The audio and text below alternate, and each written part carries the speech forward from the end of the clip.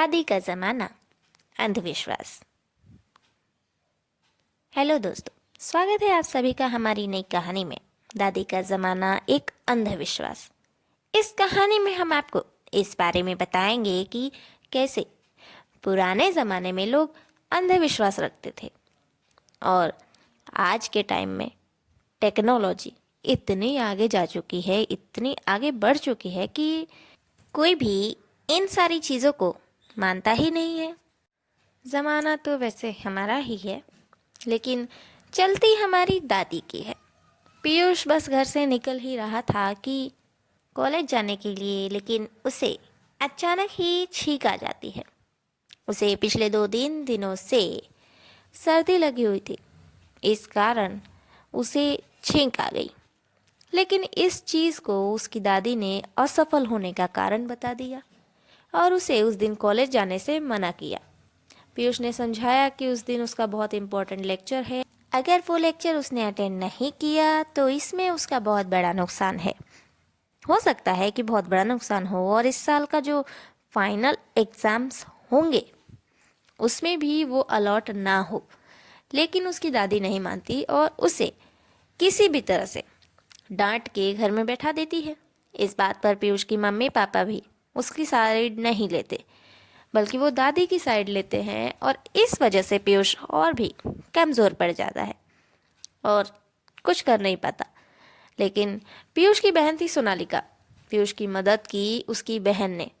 उसने अपने भाई को घर से बाहर भगाने की कोशिश की और वो भी खिड़की से, और इसमें वो दोनों सफल हो गए। पीयूष घर से भाग जाता है और जाकर अपना लेक्चर अटेंड करता है।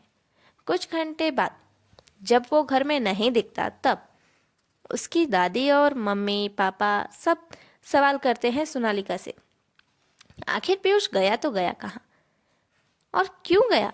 उसे जब घर से निकलने को मना किया था तो इस बार सोनालिका कहती है कि उसे तो इस बारे में कुछ पता है ही नहीं। उसने तो कुछ घंटों से उसे यानी पीयूष को देखा ही नहीं है। सब और चिंतित हो गए।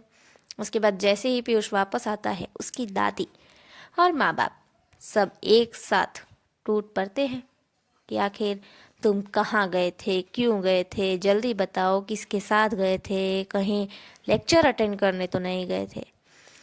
इस पर पीयूष एकदम घबरा जाता है और जल्दी जल्दी में बोल देता है कि वो अपने दोस्त के घर गया था सिर्फ पढ़ाई करने के लिए।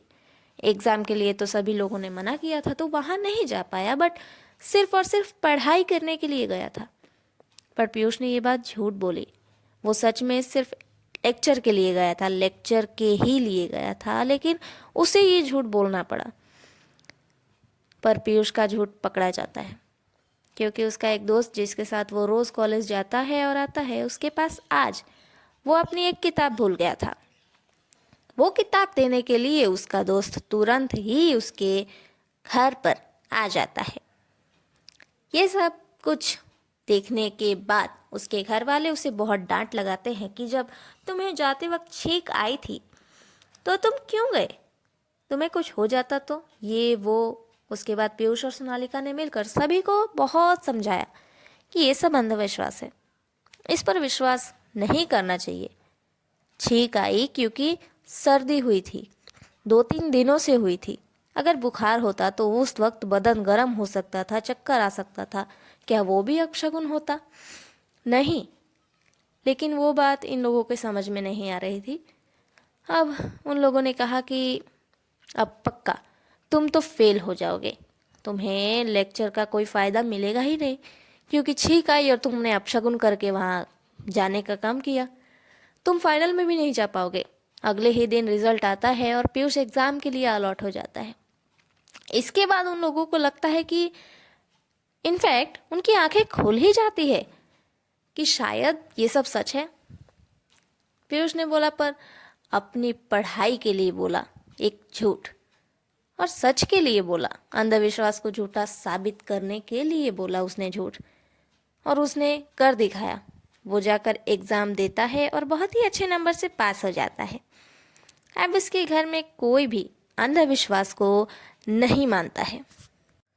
ये थी हमारी छोटी सी कहानी। उम्मीद करते हैं कि आप सभी को हमारी ये कहानी पसंद आई हो। और इससे आपको बहुत ही अच्छी सीख मिली हो कि हमें ज़िंदगी भी कभी भी अंधविश्वास नहीं रखना चाहिए। किस्मत पर नहीं बल्कि अपनी मेहनत पर, अपनी लगन पर भरोसा रखना चाहिए। अगर आपके अंदर लगन है मेहनत करने की तो आप वो हर चीज़ हासिल कर सकते हैं जो आप चाहते हैं। कहानी अगर पसंद आई हो तो वीडियो को लाइक करें, कमेंट करें, शेयर करें और हमारे चैनल को सब्सक्राइब करना तो बिल्कुल भी ना भूलें। और हाँ, बेल आइकन ज़रूर दबाना ताकि हमारी आने वाली हर अगली नई वीडियो की नोटिफिकेशन आपको मिले सबसे पहले।